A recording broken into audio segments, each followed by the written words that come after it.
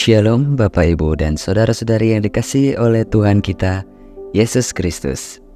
Saya ucapkan salam sejahtera untuk saudara semua dimanapun saudara berada. Damai dan sukacita dari Roh Kudus senantiasa melimpah di dalam hati dan kehidupan saudara semua. Dan pada hari ini, sebelum kita masuk ke dalam khatam pembacaan Alkitab, saya mengajak saudara semua untuk berdoa.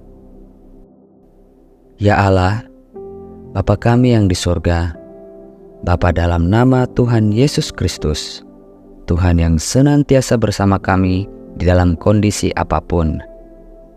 Terima kasih Tuhan, pada hari ini kami telah diberikan kekuatan dalam menjalani kehidupan ini. Dan sekarang kami ingin khatam dalam pembacaan Alkitab.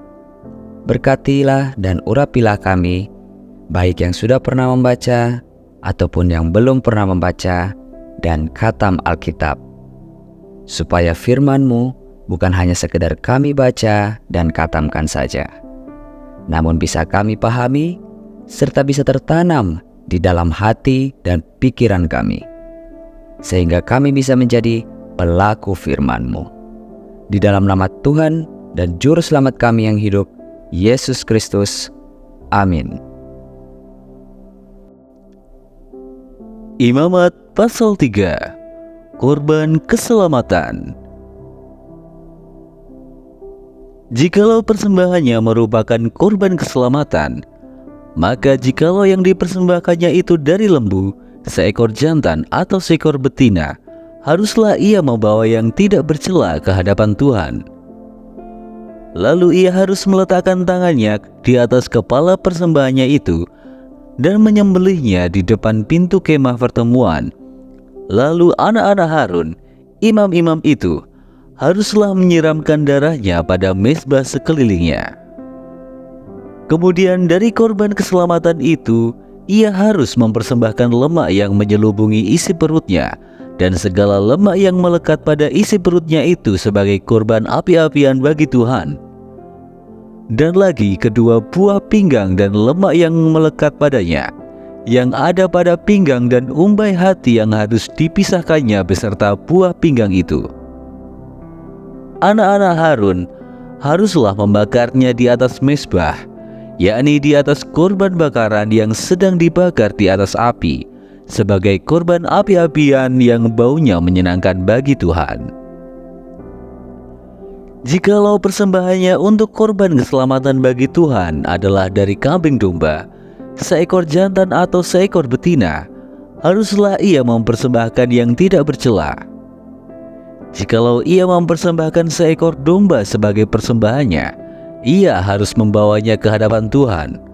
Lalu ia harus meletakkan tangannya ke atas kepala persembahannya itu dan menyembelihnya di depan kemah pertemuan. Lalu anak-anak Harun harus menyiramkan darahnya pada mezbah sekelilingnya.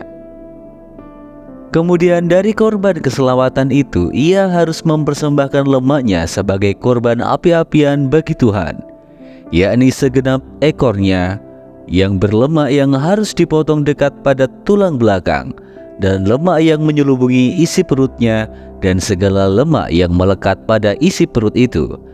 Dan lagi kedua buah pinggang dan lemak yang melekat padanya, yang ada pada pinggang dan umbai hati yang harus dipisahkannya beserta buah pinggang itu. Imam harus membakarnya di atas mezbah sebagai santapan berupa korban api-apian bagi Tuhan. Jikalau persembahannya seekor kambing, ia harus membawanya ke hadapan Tuhan. Lalu ia harus meletakkan tangannya di atas kepala kambing itu dan menyembelihnya di depan kemah pertemuan. Lalu anak-anak Harun harus menyiramkan darahnya pada mezbah sekelilingnya. Kemudian dari kambing itu, ia harus mempersembahkan lemak yang menyelubungi isi perut, dan segala lemak yang melekat pada isi perut itu sebagai persembahannya berupa korban api-apian bagi Tuhan.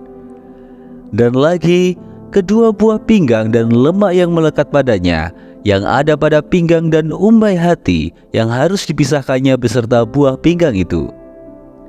Imam harus membakar semuanya itu di atas mezbah sebagai santapan berupa korban api-apian menjadi bau yang menyenangkan. Segala lemak, adalah kepunyaan Tuhan. Itulah suatu ketetapan untuk selamanya bagi kamu turun-temurun di segala tempat kediamanmu.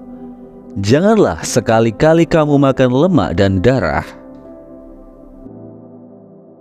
Proses khatam pembacaan Alkitab hari ini sudah selesai. Untuk mengakhiri proses khatam pembacaan Alkitab hari ini, mari kita berdoa.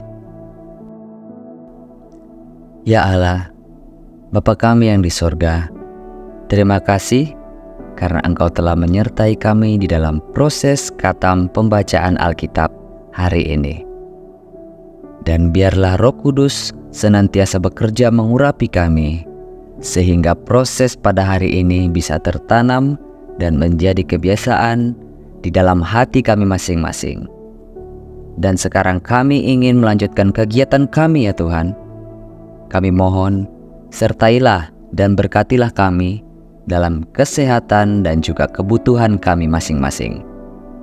Di dalam nama Tuhan dan Juru Selamat kami yang hidup, Yesus Kristus. Amin. Terima kasih Bapak, Ibu, dan saudara-saudari yang telah mengikuti proses khatam pembacaan Alkitab hari ini. Sampai bertemu lagi di episode berikutnya.